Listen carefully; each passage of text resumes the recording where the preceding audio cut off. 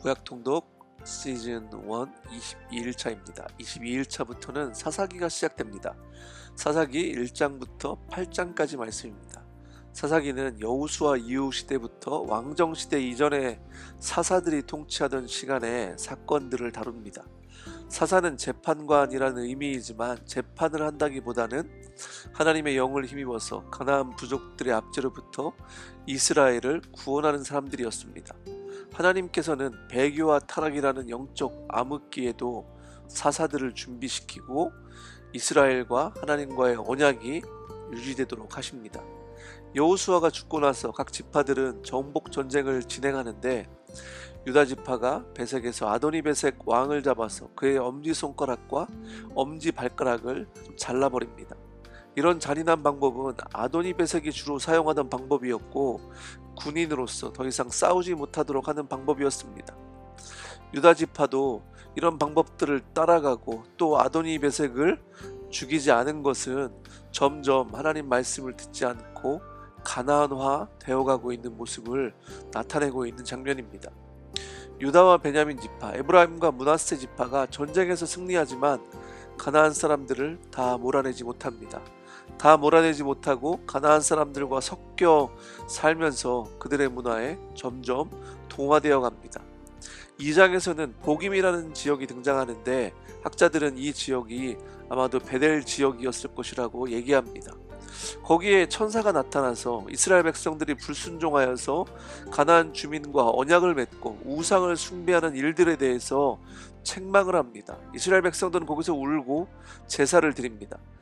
여호수아의 죽음이 다시 나오는데 이것은 여호수아의 죽음에 대한 회상으로 이해하시면 됩니다. 여호수아 죽음 이후 하나님의 말씀에 순종하지 않는 이스라엘 백성들은 하나님께서 가나안 사람들에게 백성들을 넘기셨다고, 그래서 고통을 당하게 되었다고 말씀합니다. 하나님의 백성들이 하나님 말씀에 순종하지 않을 때 하나님은 원수들의 손을 사용해서 고통을 당하게 넘기실 수 있다는 겁니다.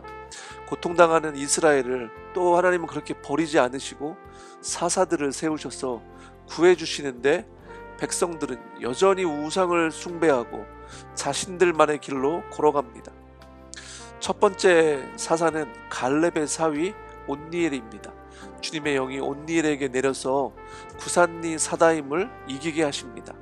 사사 에훗은 왼손잡이였으며 모압 왕 에글론을 죽입니다. 사사 드보라는 여자였으며 바락을 불러서 시스라와 군대를 정복하라고 주님의 말씀을 전합니다. 바락을 피해서 도망간 시스라는 헤벨의 아내의 장막으로 도망쳤다가 거기에서 머리에 말뚝이 박혀 그렇게 죽습니다. 6장부터 8장은 기드온에 대한 이야기입니다. 하나님은 기드온을 통해서 이스라엘을 구하시려고 하는데 믿음 없는 기드온은 하나님께 증거를 2번이나 요청합니다. 기드온이 아버지의 바알 제단을 헐어버리는데 집안에 바알 제단이 있다는 것을 볼 때 얼마나 타락했었는지 알 수 있고 그 후로 기드온을 여룻바알이라고 부릅니다. 기드온이 군대를 모아서 미디안을 치려고 하는데 하나님은 기드온이 군대의 숫자를 바라보시는 것을 보고서 군대를 다 돌려보내고 300명만 남게 하십니다. 또한 미디안과의 싸움 방식도 칼과 창이 아니라 횃불과 항아리, 나팔 등을 사용하는 이상한 방법을 말씀하십니다. 이 전쟁은 기드온이나 군대에 속한 것이 아니라 하나님께 속해 있다는 것을 지금 하나님은 말씀하고 있는 겁니다. 우리의 영적 싸움도 마찬가지입니다. 우리는 숫자와 우리의 힘과 우리가 가지고 있는 어떤 그런 것들을 보지만은 하나님은 이 싸움은 우리에게 속한 것이 아니라 하나님께 속해 있다고 우리에게 분명하게 말씀하고 계십니다. 기드온은 하나님의 도우심으로 승리하고 사람들이 기드온이 이스라엘의 왕이 되어 달라고 요청을 합니다. 그 청은 거부하지만 금 귀고리를 모으라고 해서 재물을 한몫을 챙깁니다.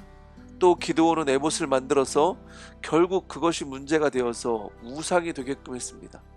기드온은 또 아내가 많아서 아들이 70명이 되었다고 말씀하고 있습니다. 이스라엘이 얼마나 타락했었고 하나님의 말씀에 불순종하고 있었는지 기드온의 그 마지막 삶을 통해서 또 단적으로 보여주고 있습니다. 여호수아가 죽은 지 한 세대가 지나면서 하나님을 아는 사람들이 없어졌고 이스라엘은 타락하기 시작해서 다음 세대에 믿음을 전수하는 일을 실패했습니다. 우리가 말씀을 거울 삼아서 다음 세대에게 우리의 믿음을 잘 전수할 수 있는 그런 우리 믿음의 가정들이 되기를 원합니다.